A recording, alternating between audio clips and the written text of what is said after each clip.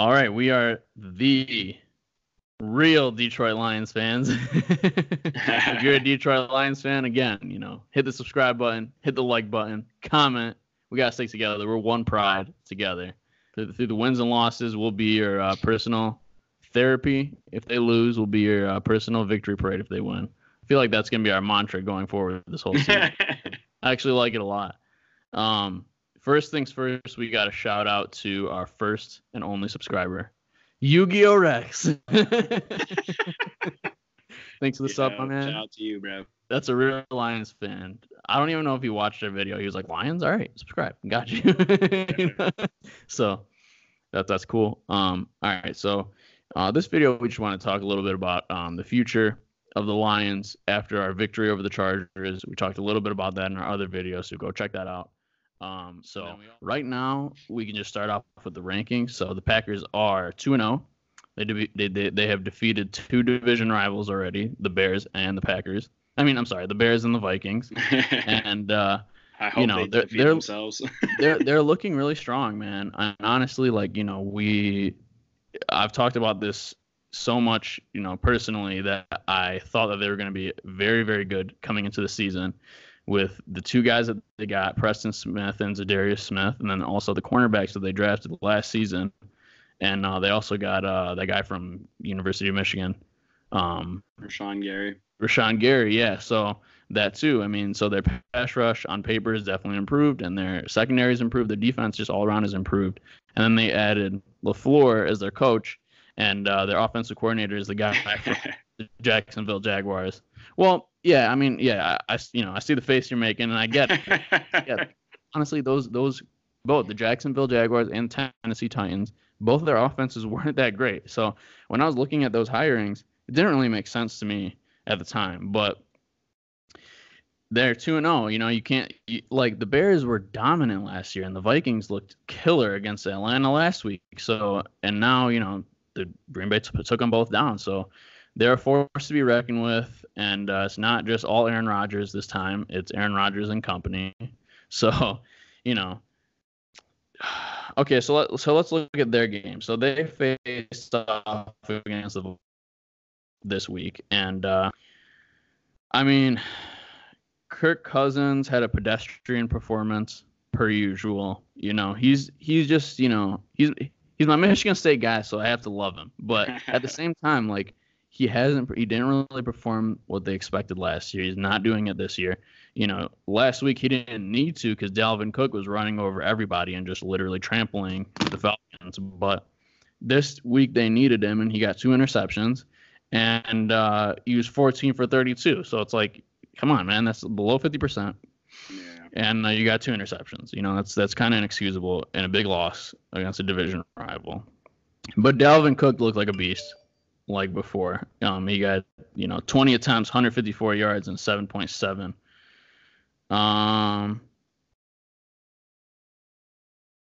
Yeah, so let's talk about the Packers versus the Vikings. What do you think? What do you think about that game? Who do you think is a bigger threat? Who do you think is going to be fighting for the division towards the end of the season? Okay. First off, I was not able to watch the game. I mainly saw highlights and reviewed some of the tape and stuff.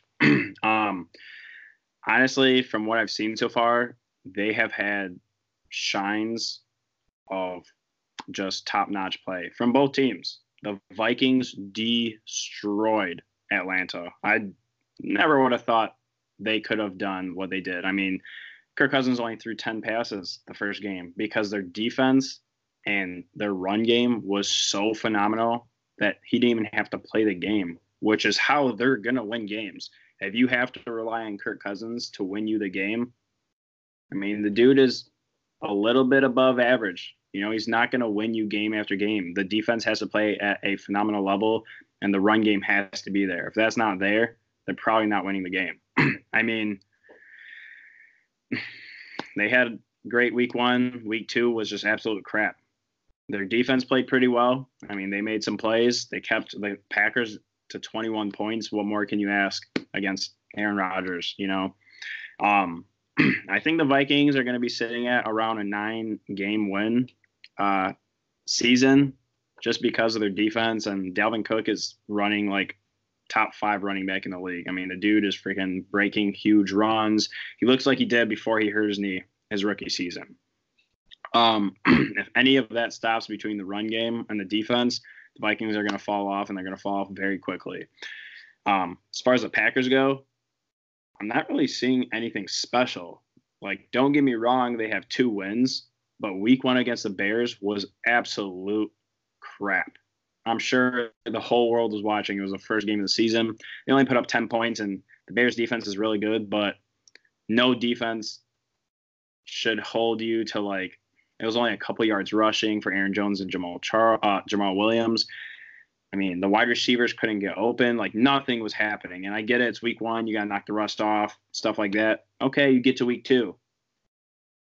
If it wasn't for Aaron Jones, like I don't know. I didn't think Aaron Rodgers played that great. You know, Aaron Jones literally averaged, 5 yards a carry. He averaged 5 yards a carry for 116 yards and a touchdown. And Rodgers targeted him 6 times in the passing game. So, I mean, if it wasn't for Aaron Jones, it would have been a mediocre game. See, this to me, I just have a little bit of different viewpoint than you. So Okay. it's interesting to hear because, like, okay.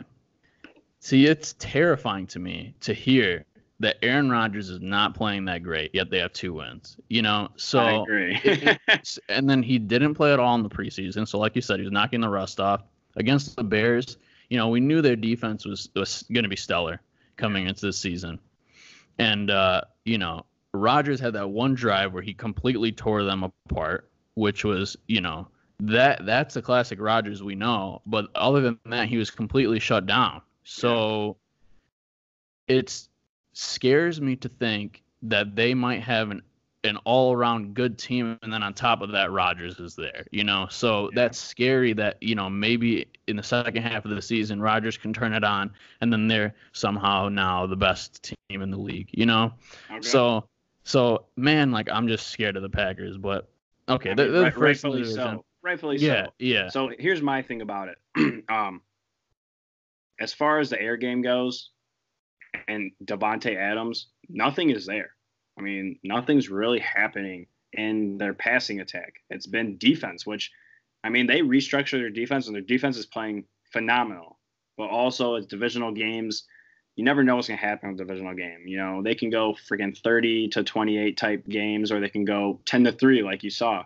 So I want to see them versus a team outside of the NFC North to really see how they're doing, because those games are always extremely tough just because it's a divisional game. But, I mean, so far what I have seen out of Rodgers, he's playing at an average level.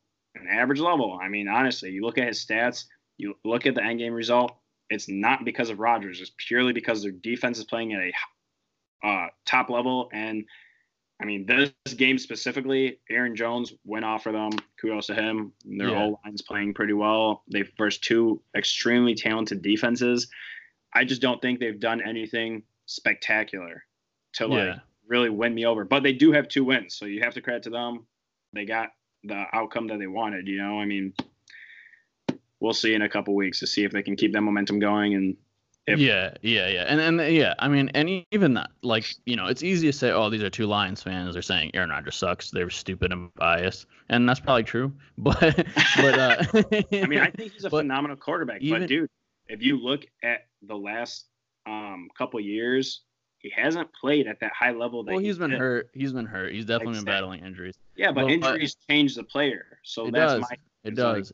And is he still hurt? We don't know. And like with the eye test, it's like, I'm telling you, that drive, he looked like Aaron Rodgers. He looked like, you know, a killer, you know. But besides that, like, yeah, you're right. He's looked pretty average. But, like, is it because they didn't need him? You know what I mean? That's the thing. Is, like, are they just controlling the game? Are they, like, you know, we'll use him when we need him and then just blow up?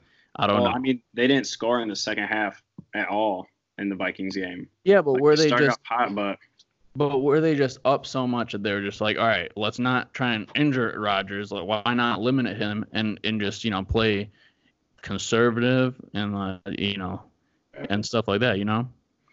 So I totally agree. But the Vikings, I have no idea what to think about the Vikings because they destroyed Atlanta, and then they got beaten by the Packers. So I'm nervous to see what happens going forward with the Vikings because they're a team that can easily be very, very good. And like if Kirk Cousins happens to step up, he has the weapons there. He has Kyle Rudolph, he has Adam Thielen, he has Stephon Diggs, he has Dalvin Cook.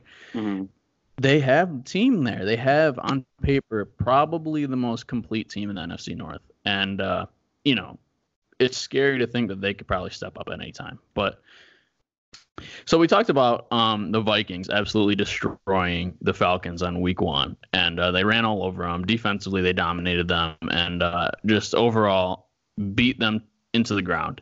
And then the Vikings lost to the Packers this week, and also the Falcons, who lost to the Vikings, beat the Eagles, okay, who we are facing next week. So it's got to be an easy win, right? Right? By order of, association, the Vikings beat Atlanta. Okay, we're probably better than the Vikings. All right, I'm just joking. All right, but all right, honestly, okay, the Eagles Falcons game, past like 2 years, it's been a really, really crazy down to the wire game, and this one was the same thing, like down to the last few seconds, and like fourth down plays determined it. But I think a big reason why the Eagles could not beat the Falcons was because of a lot of the injuries that they're dealing with right now. And specifically on the offense, they're dealing with, we talked a little bit when we started. So during the game, Wentz got hurt, got brought back in the game. But Deshaun Jackson got hurt. Alshon Jeffrey got hurt. So that really leaves their leading receiver to be Nelson Aguilar, who dropped a critical, I don't know if you saw the end of the game, but he dropped a critical touchdown. Like it was literally a touchdown. It hit him in the chest. He let it go through his hands. So honestly, like the Eagles would have won. It would have been over. Yeah. So, with the secondary we have, Darius Slay is the best, one of the best cornerbacks in the league. He is absolutely dominant. I have actually the statistic right here. I took a screenshot of because I was so happy to hear it. So no other cornerback has more interceptions over the past 3 seasons than Darius Slay. You know what else?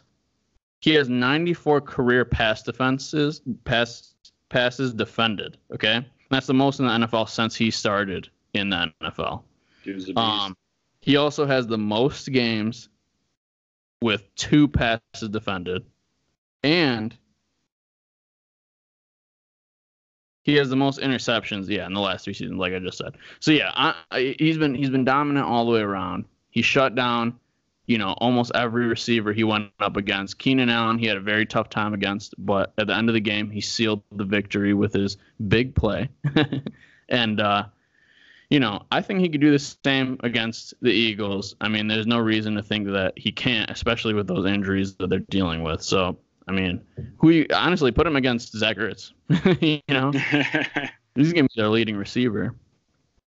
But, I mean, I guess I just wanted to go and talk about, what we think is going to happen next week and just preview the week in general. What do you think is going to happen? They have Zach Ertz. I mean, he's a phenomenal tight end. Dude catches everything his way. Aguilar is decent. Jordan Howard, he can run the ball. They got Miles Sanders. Their offensive line is pretty good.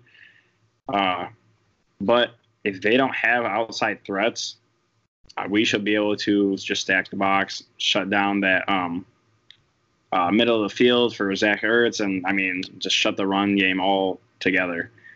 Carson Wentz, a couple of years ago, phenomenal. I mean, the dude MVP level. Yeah, dude looked like he was going to win the MVP, got hurt. It's sad. You never want to see a player go down, but ever since he's come back, he's looked mediocre. I mean, he hasn't played at that high level that he did before his injury. Before his injury, he was getting 3 touchdowns a game. I mean, the dude was cerebral. Now he's looking like an average quarterback. So with Deshaun and Alshon, if they do play, which their injuries could easily allow them to play, I think it's going to be a very offensive heavy game. on both sides. If they are not in, it's definitely going to be whoever's able to manage the clock better. And their defense, they have a lot of different playmakers at different levels, like I said in the different episodes. So on Philly side, if they're healthy, it's going to be whoever minimizes the turnovers. Honestly, it's going to be a turnover game. But if they're not there, I think we can easily win double digits against Philly. And they're not going to have anyone. Who on their defense is hurt? Because I know Fletcher Cox had an injury, but I think he ended up playing. And who's their other guy? I know Malik Jackson is on IR. Yeah. And they have a couple other players that are hurt and banged up. And, I mean, they're as health standpoint, their team is really banged up right now. And, I mean, they're a good team. They've been favored to win Super Bowl top 4 odds for the past couple of years.